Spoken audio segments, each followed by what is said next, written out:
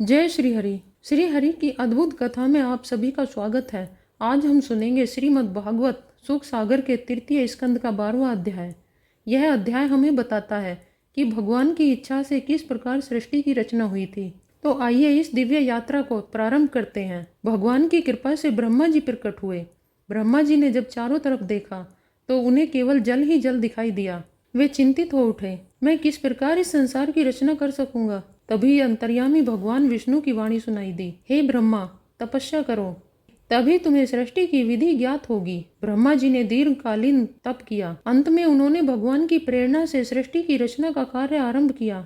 सबसे पहले ब्रह्मा जी ने अपने मन से कुछ महापुरुषों को उत्पन्न किया। वे महापुरुष मरीचि, अत्रि, अंगिरा, पुलस्त्य, पुलह, क्रतु, वशिष्ठ, दक्ष, भृगु और नारद जी थे। ये सभी मानस पुत्र कहलाए क्योंकि ये ब्रह्मा जी के मन से उत्पन्न हुए थे। इन ऋषियों ने आगे चलकर वेद, शास्त्र और धर्म की स्थापना की। इन्हीं से देवताओं, मनुष्यों और ऋषियों के अनेक वंशावलियां प्रारंभ हुईं। जब ब्रह्मा जी ने अपने क्रोध और संकल्प से एक अद्भुत स्वरूप को जन्म दिया, वे रुद्र थे। उनका रूप भयानक था, उनके नेत्र लाल थे, उनके कंठ से गड़गड़ाहट की ध्वनि निकल रही थी। रुद्र का जन्म क्यों हुआ? सृष्टि में केवल सृजन ही नहीं बल्कि संहार की भी आवश्यकता होती है, इसलिए ब्रह्मा जी ने रुद्र को उत्पन्न किया। रुद्र के अनेक नाम हुए, हर, शंकर, शार्व, त्र्यंबक, रुद्र, भवानीपति आदि। ब्रह्मा जी ने रुद्र से कहा, हे पुत्र, तुम्हें जीवों के दुख हरने का और समय आने पर संहार करने का कार्य सौंपता हूँ। लेकिन रुद्र इतने प्रचंड थे कि उनका तेज सब तरफ फैल गया। ब्रह्मा जी ने उन्हें शांत किया और कहा, हे रुद्र, तुम तपस्या करो और सृष्टि के संतुलन में मेरी सहायता करो।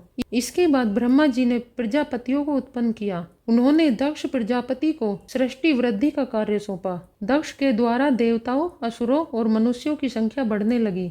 श्रोतागण, अब आप ही सोचिए, अगर ब्रह्मा जी केवल 2 प्राणियों को उत्पन्न करते और रुक जाते तो आज हम कहाँ होते। इसलिए भगवान की योजना अद्भुत है। धीरे धीरे क्रमबद्ध रूप से पूरी सृष्टि का विस्तार हुआ। ब्रह्मा जी ने विभिन्न दिशाओं से अनेक जातियां उत्पन्न की।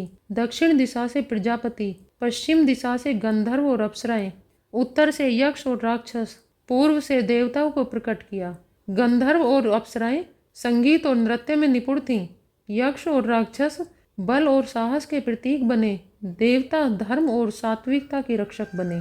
इस प्रकार संसार की रचना हुई। मानस पुत्रों में सबसे प्रमुख श्री नारद जी थे। नारद जी ने केवल ज्ञान ही नहीं फैलाया बल्कि हर युग में जाकर भगवान की कथा का प्रचार भी किया। उनका वीणा बजाना, नारायण नारायण का जाप करना आज भी हमें भक्ति की तरफ प्रेरित करता है। जरा सोचिए, यदि नारद जी न होते तो क्या भगवान की कथाएं इतनी दूर दूर तक जा सकती थी। इस अध्याय से हमें सबसे बड़ा संदेश यही मिलता है कि सृष्टि केवल रचना से ही नहीं चलती, इसके लिए पालन और संहार दोनों ही आवश्यक हैं। इसलिए ब्रह्मा, विष्णु और महेश तीनों की भूमिका सृष्टि में अनिवार्य है। ब्रह्मा जी सृष्टि को उत्पन्न करते हैं, विष्णु जी पालन करते हैं और महेश जी संहार करते हैं। ये तीनों मिलकर ही संसार का संतुलन बनाए रखते हैं। इस प्रकार श्रीमद् भागवत सुख सागर के तृतीय स्कंद के 12वें अध्याय में हमने जाना कैसे ब्रह्मा जी ने भगवान की प्रेरणा से ऋषियों, देवताओं, प्रजापतियों, गंधर्वों और रुद्र की रचना की और कैसे सृष्टि का क्रम आगे बढ़ा। इस कथा से हमें यह शिक्षा मिलती है कि हर कार्य में संतुलन आवश्यक है। केवल सृजन ही नहीं बल्कि संहार और पालन सबका अपना अपना महत्व होता है। आइए भगवान से प्रार्थना करें, हे प्रभु, हमें संतुलन और धर्म के मार्ग पर चलने की शक्ति दीजिए। श्री हरि का स्मरण करते हुए आज का यह अध्याय समाप्त हुआ। ओम नमो भगवते वासुदेवाय।